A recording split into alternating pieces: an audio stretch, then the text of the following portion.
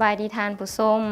ยินดีต้อนรับทุกท่านเข้าสู่การรายงานพยากรณ์อากาศที่ห้องข่าวกรมอุตุนิยมและอุทกศาสตร์กรมอุตุนิยมและอุทกศาสตร์สืบตอกแจ้งเตือนภัยพายุดีเปรสซันต่อไปให้มาติดตามเบิ่งแผนที่อากาศนำกันเลยปัจจุบันพายุหมุนเขตหอนมัดโมได้อ่อนกำลังลงกลายเป็นพายุดีเปรสซัน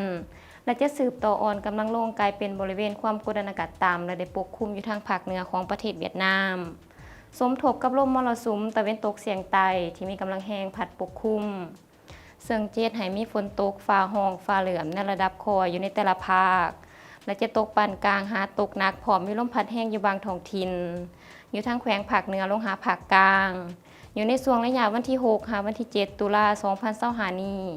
ดังนั้นจึงแจ้งเตือนถึงประชาชนบรรดาเผ่าอำนาจการปกครองท้องถิ่นและองค์การจัดตั้งทุกภาคส่วนจงมีสติเตรียมพร้อมรับมือต่อกับสภาพฝนตกหนักติดต่อกันหลายวันที่อาจจะเฮ็ดให้เกิดมีน้ำท่วมสูงดินเจือนน้ำท่วมยึงและน้ำท่วมอ่างในเขตตัวเมืองและขอให้ทุกท่านจงติดตามข่าวสารการพยากรณ์อากาศจากกรมอุตุนิยมและอุทกศาสตร์อย่างเป็นประจ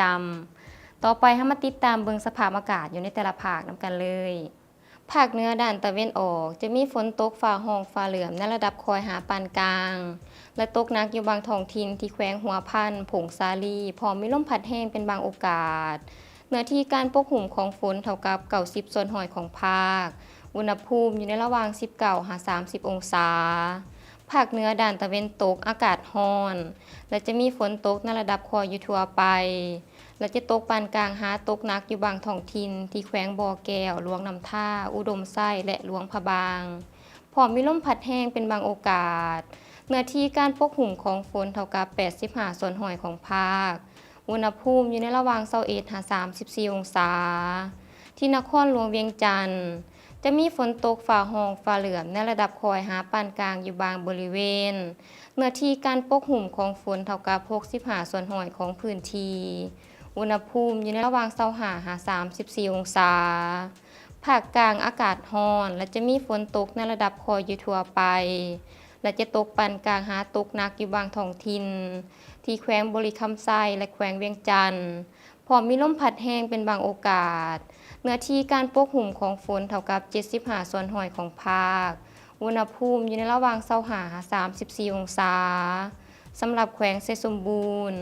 จะมีฝนตกฟ้าห้องฟ้าเหลือมในระดับคอยหาปานกลางและตกหนักอยู่บางบริเวณพร้อมมีลมพัดแห้งเป็นบางโอกาสเนื้อที่การปกคลุมของฝนเท่ากับ70ส่วนหอยของพื้นที่อุณหภูมิอยู่ในระหว่าง19หา32องศาภาคใต้อากาศร้อนและจะมีฝนตกฟ้าห้องฟ้าเหลือมในระดับคอยหาปานกลางเนื้อที่การปกคลุมของฝนเท่ากับ55ส่วนหอยของภาคอุณหภูมิอยู่ในระหว่าง23หา34องศาสำหรับเขตภูเพียงบริเวณอากาศเย็นและจะมีฝนตกฟ้าห้องฟ้าเหลือมในระดับคอยหาปานกลางเนื้อที่การปกคลุมของฝนเท่ากับ55ส่วนหอยของพื้นที่อุณหภูมิอยู่ในระหว่าง16หา27องศาท่านผู้ชมที่เคารพมาฮอดนี้การรายงานพยากรณ์อากาศก็ได้หมดเวลาลงแล้วท่านสามารถติดตามข่าวสารการพยากรณ์อากาศได้ที่ Facebook และ YouTube ที่ขึ้นด้านล่างนี้